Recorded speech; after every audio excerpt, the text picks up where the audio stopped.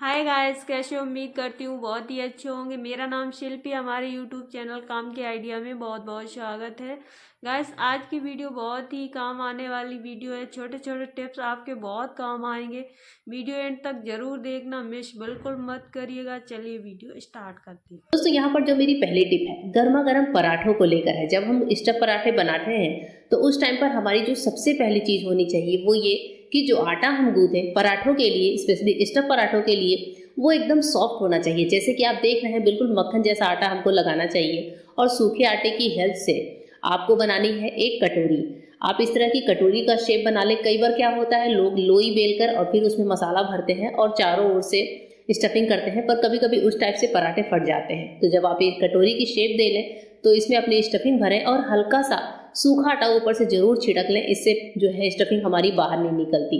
और उसके बाद से चारों ओर से लपेटते हुए इसे दे दें एक कचौड़ी की शेप और वापस से इस पर सूखा आटा लगाकर हम क्या करेंगे, हाथों से जितना बड़ा हम कर सकते हैं इस लोई को, इस स्टफ वाले लोई को, उतना बड़ा कर लीजिए। हाथों से आप जब तक कर सकते हैं कर लीजिए। तो ऐसा हम तभी कर सकते हैं जब आटा हमारा एकदम सॉफ्ट लगा हुआ हो। उसके बाद से बहुत ही हल्के हाथों से 1 से 2 बार बेलन चलाते ही आपका पराठा बेल कर यानी कि रोल होकर रेडी हो जाएगा।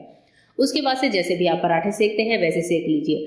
तो इस टाइप के पराठे जब हम सेकते हैं दोस्तों, तो ना ही वो कहीं से फटे हुए होते हैं, ना ही जो है उनमें से स्टफिंग बाहर निकल रही होती है। बस शानदार, बढ़िया, खस्ता, एकदम सॉफ्ट सॉफ्ट से रुई जैसे पराठे निकलकर हमारे तवे से बाहर आते हैं। होप करती हूँ पराठे बनाने की ये टिप आपको पसंद आएगी और आप इसको काम में भी लेंगे।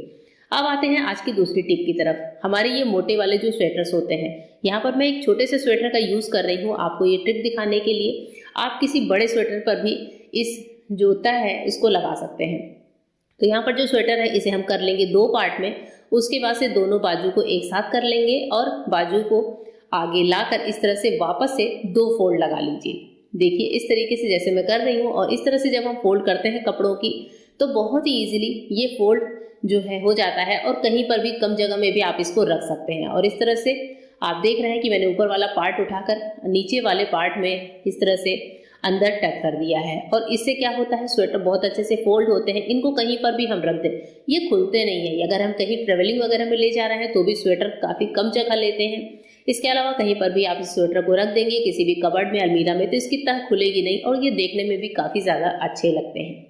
इसी तरह की कपड़े तय करने की एक टिप है जो कि जीन्स के लिए है। जब भी आप जीन्स को तय करें, और इस तरह की जीन्स जब हम तय करते हैं तो इसमें प्रेस भी खराब नहीं होती है। तो इस तरह से ऊपर वाले फोल्ड को आपको तय करके बीच में ले आना है घुटनों वाले पार्ट के पास और नीचे से पार्ट उठाते हुए ऊपर वाले में टक कर देना है। सॉरी, मैं जो शूट कर रही हूँ तो मैं थोड़ा सा कैमरे के सामने, मेरा हाथ बार बार आ रहा है।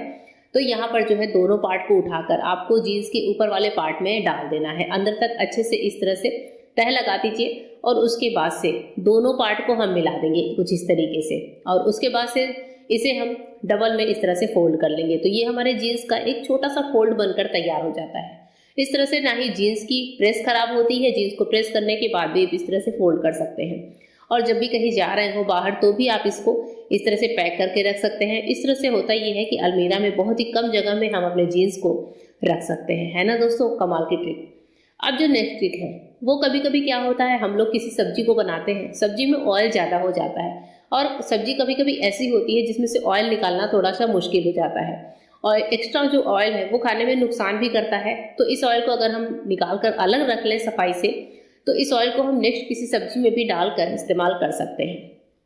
इसके लिए बहुत छोटा सा उपाय है कि हमें एक गहरा स्पैटुला लेना है, इस तरीके का दाल वाला, और इसी से हम क्या करेंगे, एक्स्ट्रा ऑयल को निकालेंगे। लेकिन ऐसे नहीं, स्पैटुला सिंपल नहीं डालेंगे, इसमें हम आइस डाल देंगे। स्पैटुला में हम क्या करेंगे, आइस भर देंगे। इससे क्या होगा, हमारा स्पैटुला नीचे से भी एकदम ठंडा हो जाएगा। और उसके बाद से इसे रखिए अपने ऑयल के ऊपर, सब्जी में जहाँ पर भी ऑयल आपको ज़्यादा दिख रहा है वहाँ पर रखिए।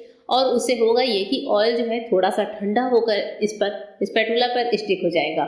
उसके बाद से इस ऑयल को आप किसी बोल वगैरह में ले लीजिए। इस तरह से 2 से 3 बार करते ही आप देखेंगे कि सब्जी में से जो है एक्स्ट्रा ऑयल कितनी इजीली निकल जाता है। और अगर आपने देसी घी डाला है तब तो वो इस पर चिपक ही जाता है, बहुत ही अच्छे से निकल जाता है। ऑयल होता है वो भी स्टिक होकर निकल जाता है। और कुछ कुछ सब्जियां ऐसी होती हैं जिनमें से एक्स्ट्रा ऑयल को निकालना काफ़ी मुश्किल होता है। उस टाइम पर आपकी ये ट्रिक बहुत ज़्यादा काम आने वाली है। अब आप इस आइस को हटा दीजिए और देखिए मैंने इतना ऑयल निकाला है। अब ये जो ऑयल है ये हम अपनी नेक्स्ट किसी भी सब्जी में यूज़ कर सकते हैं।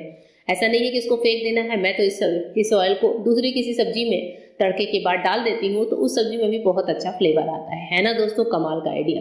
चलिए आगे बढ़ते हैं नेक्स्ट टिप की तरफ। नेक्स्ट टिप भी सब्जी से रिलेटेड ही है, यानी कि किसी भी खाने से रिलेटेड है। कभी कभी हम लोग गरम गरम खाना बनाते हैं, लेकिन सर्दियों के दिनों में वो ठंडा बहुत जल्दी हो जाता है और हर खाने को हम कैसरोल में शिफ्ट करके रखें वो पॉसिबल नहीं होता है। दोबारा गर्म करते हैं तो खाने का स्वाद खराब होता है।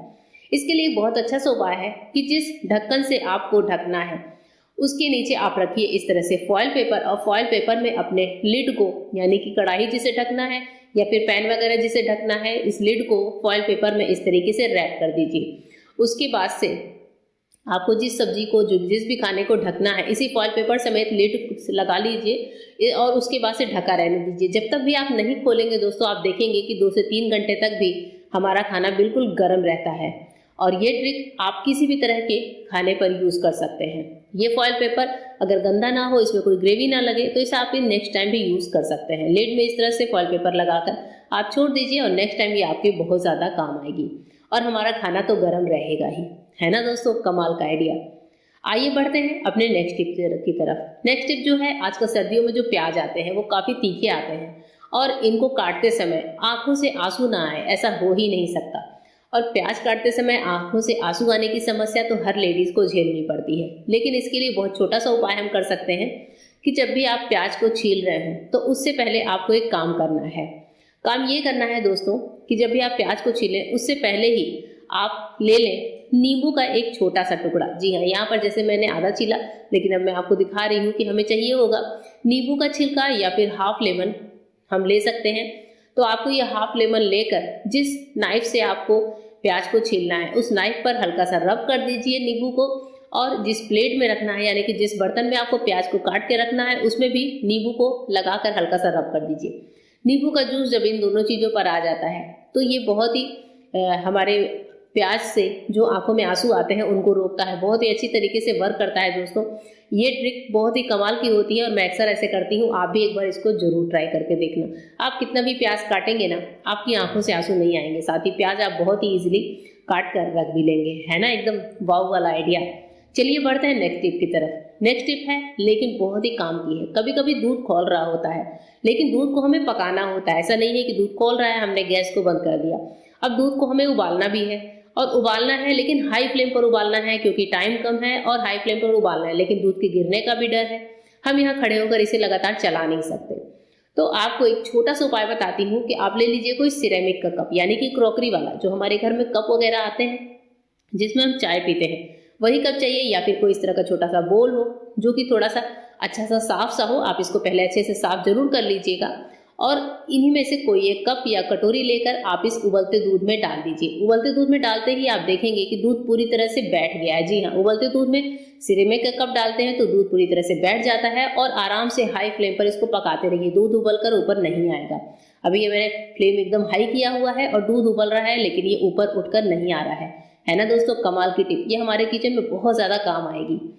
टिप कैसी लगी जरूर बताइएगा। फिर मिलूंगी मेरे नए वीडियो में, तब तक के लिए goodbye, thank you. Guys उम्मीद करती हूँ आज के ये छोटे छोटे टिप्स आपके बहुत ही काम आएंगे। अगर वीडियो पसंद आई तो प्लीज़ वीडियो को लाइक शेयर सब्सक्राइब जरूर करना, ताकि आने वाली सभी वीडियो आपको सबसे पहले मिले।